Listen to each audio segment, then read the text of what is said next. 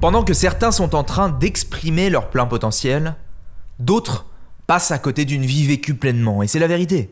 Chacun a sa définition de sa satisfaction à l'égard de la vie, d'accord. Mais quelqu'un qui est en train de réaliser ses rêves, de s'accomplir, quelqu'un qui est aimé, considéré, valorisé, libre et en sécurité, fait une expérience de la vie qui est bien différente de quelqu'un qui ne se sent pas valorisé et qui ne trouve pas de sens à ce qu'il fait, qui est isolé socialement, sentimentalement et qui est retenu par des contraintes sur lesquelles il n'a pas le contrôle.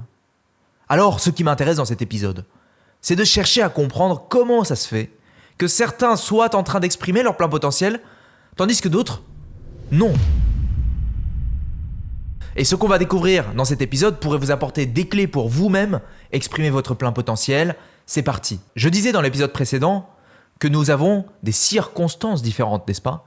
Nous n'avons pas les mêmes accès aux ressources, nous n'avons pas la même sécurité, nous n'avons pas le même entourage, les mêmes fréquentations, nous n'avons pas la même richesse, nous n'avons pas le même statut social. Quelqu'un est plus en sécurité qu'un autre, quelqu'un est plus aimé, considéré, valorisé, respecté qu'un autre.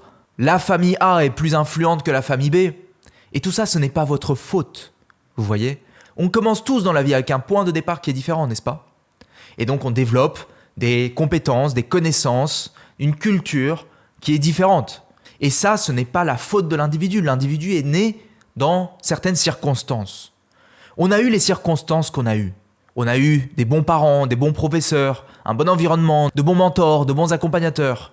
Ou alors les parents, les professeurs, les adultes autour de nous, eux-mêmes n'avaient pas forcément le bon bagage culturel, les bonnes habitudes, les bonnes croyances, les bonnes connaissances, vous voyez ? Et pour eux, c'est pareil, ces personnes-là ont fait du mieux qu'ils pouvaient à chaque instant avec le niveau de conscience qu'ils avaient. Même les pires parents, même les pires professeurs, même ceux qui ont fait vraiment des choses horribles. On a la possibilité de se rendre compte qu'à chaque instant, ils ont fait du mieux qu'ils pouvaient avec le niveau de conscience qu'ils avaient. Donc on est en train de dire qu'on est dans ce monde avec certaines circonstances. Oui. Puis la vie nous mène à faire des expériences. Nous n'allons pas tous vivre les mêmes expériences. Notre vécu va conditionner notre vie, n'est-ce pas ? Nous sommes conditionnés. Je constate que la plupart d'entre nous se retrouvent bloqués dans notre conditionnement, dans des schémas qui au départ n'étaient même pas les leurs, c'était ceux de leur environnement, c'était ceux de leur histoire. Par exemple, on peut se retrouver avec des idées, des croyances, des pensées que on ne peut pas faire confiance aux gens. On peut être rempli de préjugés, de jugements, de discrimination. On peut avoir un état d'esprit fixe, c'est-à-dire coller des étiquettes aux gens, être dans le fatalisme, coller des labels. Et à l'inverse, on peut cultiver un état d'esprit, une façon de penser qui est portée sur la progression, sur le dépassement de soi. Certains individus, du fait de leurs circonstances et de leur histoire, vont avoir des peurs et des doutes. Je ne suis pas assez, je ne mérite pas. J'ai peur d'échouer, je ne peux pas me permettre d'échouer, donc je n'y vais pas. On peut cultiver des états émotionnels désagréables du fait de son histoire et de ses circonstances. La culpabilité, la honte, la peur, la colère, l'insatisfaction. On peut avoir, du fait de notre histoire, des besoins insatisfaits. Besoin d'être valorisé, besoin d'être aimé, besoin de sécurité, besoin de s'accomplir. Un bébé qui ne se sent pas en sécurité et qui ne se sent pas aimé va commencer à avoir toutes sortes de comportements pour essayer d'obtenir cette affection, pour essayer d'obtenir cette sécurité, pour essayer d'obtenir cet amour, n'est-ce pas ? On réagit à nos états émotionnels désagréables avec une intention qui est positive, une intention qui est celle de chercher à combler ce besoin, à chercher à avoir l'attention de nos parents, l'attention de notre environnement, à combler nos besoins insatisfaits d'estime, d'amour, de sécurité, d'accomplissement. Ces comportements qu'on met en place pour se protéger, pour éviter d'avoir mal, pour préserver son image, pour être apprécié, pour être considéré, pour se sentir important, ces comportements-là, parfois, nous sont néfastes. Récemment, je parlais avec un homme qui, lui, cassait des choses autour de lui. Il y a aussi ceux qui fuguent. Il y a ceux qui cherchent à plaire aux autres. Il y a ceux qui deviennent perfectionnistes en réaction à leur besoin de se sentir important.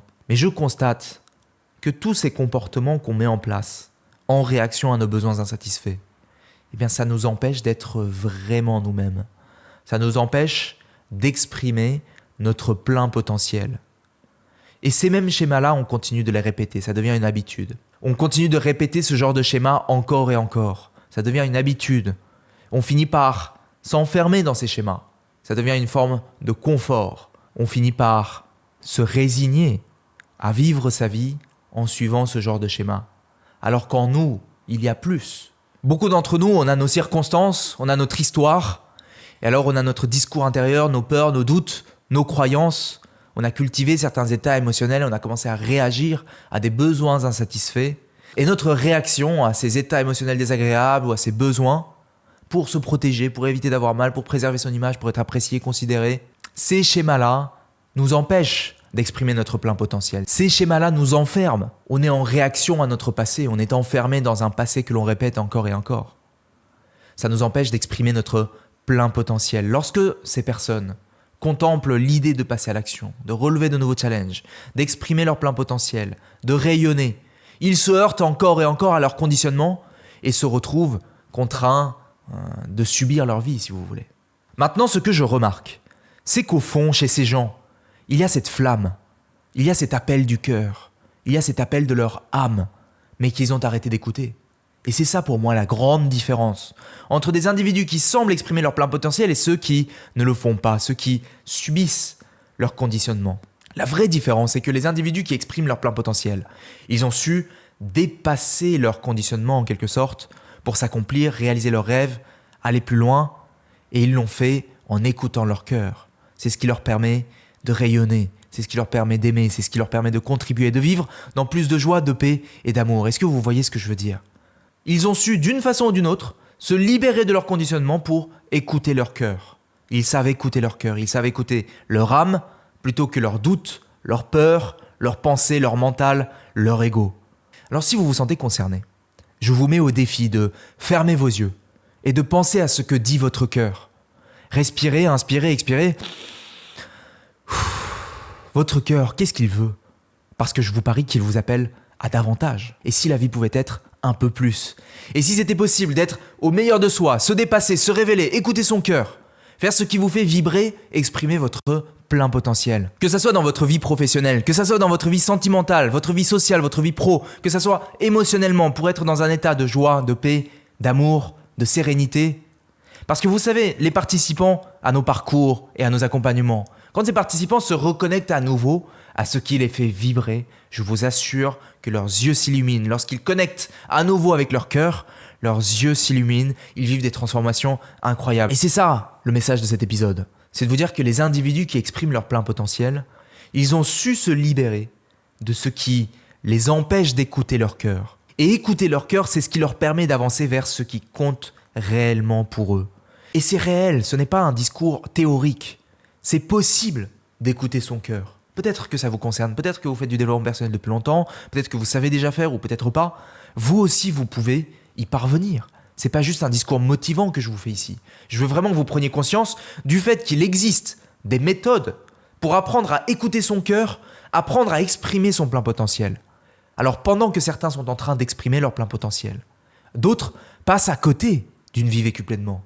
C'est important, je vous encourage vraiment à écouter votre cœur. Alors en synthèse, ce que j'ai dit aujourd'hui, c'est que la plupart des gens vivent en portant en eux le fruit de leur histoire et de leurs circonstances. Et ce n'est pas leur faute, c'est leur environnement. Maintenant, ce conditionnement a créé certaines habitudes, des habitudes de pensée, des habitudes émotionnelles et des habitudes comportementales.